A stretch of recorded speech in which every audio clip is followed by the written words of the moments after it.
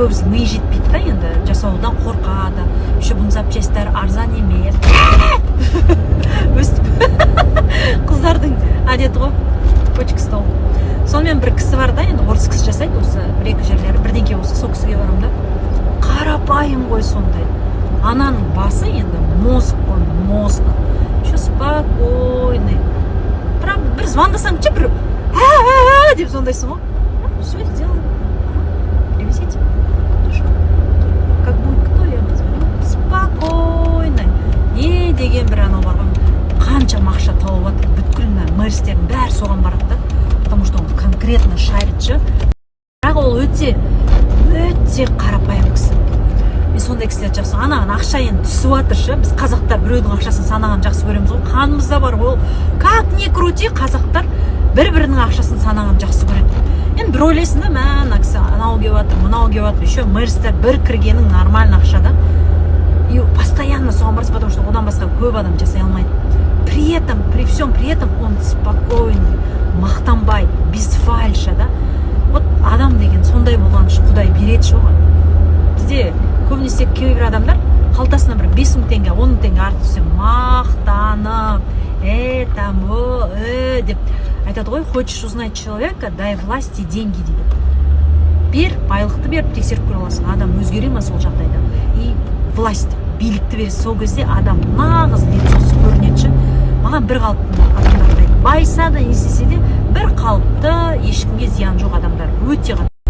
Интуиция деген нәрсе жасың өскен сайын әлде дамый ма, жоқ әлде ол нәрсе өзі табиғи түрде адамда бола ма? Менде де интуиция жақсы жұмыс жасайды. Көбінесе адаммен сөйлесе келе уже сезіп тастаймын да, қандай адам, не ойлап тұр, даже мен туралы ойлап тұрған ойын, айтайын деп тұрған ойын кейде мен біліп қоямын да.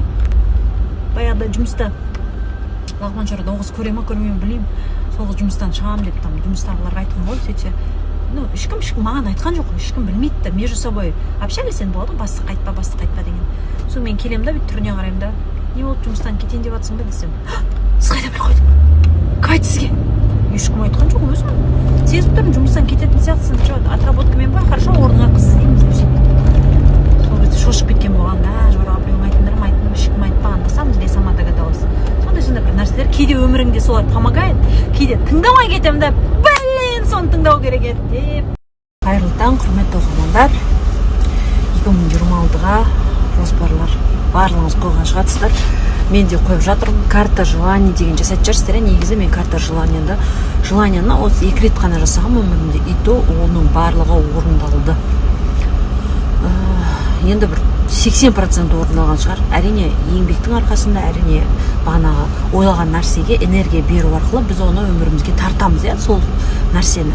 Және де энергия беріп әрекет жасаймыз. Соған қарай әрекет жасаған кезде ғана бір нәрсеге ниеттенеміз, соған қарай талпынамыз, сол кезде ғана бізде нәтиже болады.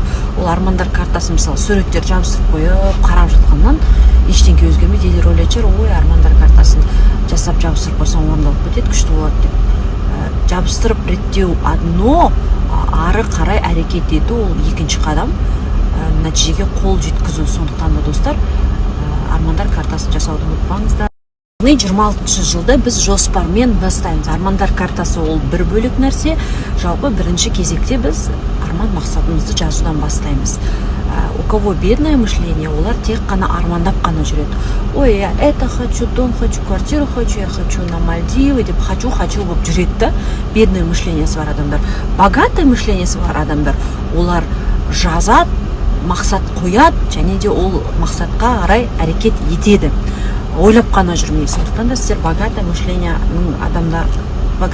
мышлениясы бар адамдардың қатарынан болыңыз деп айтқым келеді. Бірінші кезекте біз жазамыз. Блокнот, ручка ғана қажет, жақсы настроение, көңіл-күй қажет. Керек болса таза ауада, керек болса машинаңызды сүйікті, керек болса құлағыңызға музыка тығып салып бір бөлмеде, ешкім кедергі жасамайтын бір бөлмеде алып армандарыңызды жазасыздар. Вот ішіңізде не бар түгел ішіңізді ақтарыңыз. Не жақсы көресіз, түк ештеңкеге ограничение жасамайсыз. Полный жазамыз. Өйткені адамның өмірін өзгертуінің жақсы бір себептерінің бірі өзімен жұмыс жасау. Бірінші кезекте өзіңізді реттеп аласыздар, айналадағы адамдармен алыспай. айналаны өзгертпей ақ қойыңыз. Ой, анау мынандай, мынау сүйкімсіз, мынау сорлы, мынау оңбаған, мынау өсекші, мынау деген вредный, анау мынау деп айналадағы адамдарды өсектегенше бірінші кезекте өзіңізбен жұмыс жасаңыз да. Өзіңіз ішіңізде не арман мақсаттарыңыз бар, ақтарыңыз, целдеріңіз жазыңыз. 26-ға не істейміз? Мысалы, машина алу үшін мен қандай әрекеттер істеймін? Немесе үй алу үшін қандай әрекеттер істеймін? Немесе мына сумканы алу үшін мен қандай әрекеттер істеймін? Қандай жұмыстарды атқарамын деген сияқты бірнеше нәрселерді жазасыздар. Оған қарай әрекет жасаудың амалдарын жазасыздар.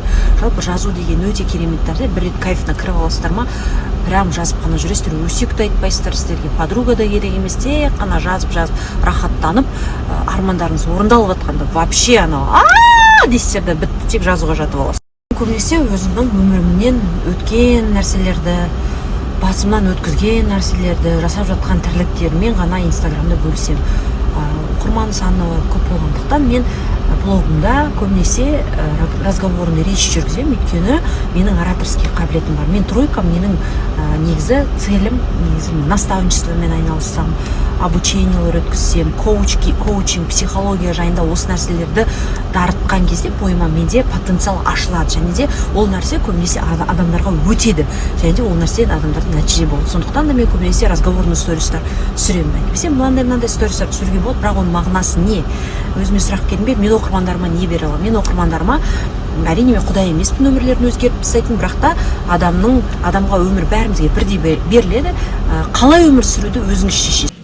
Образ ауыстырып, бірінші образ менде үстімдегі, екінші образ мені қолымда. Мынақты Айко бар, Қайрат бар, менің жаным бар, мынақты менің хореографым бар. Анеля негізі басқа жұмыс істейді, бірақ мен шақыртып ала беремін естіп арасында. Маған осылай көмектесіп тұрады иногда. Вот, бүйтіп сәтқа. Енді қайтып бара жатырмыз.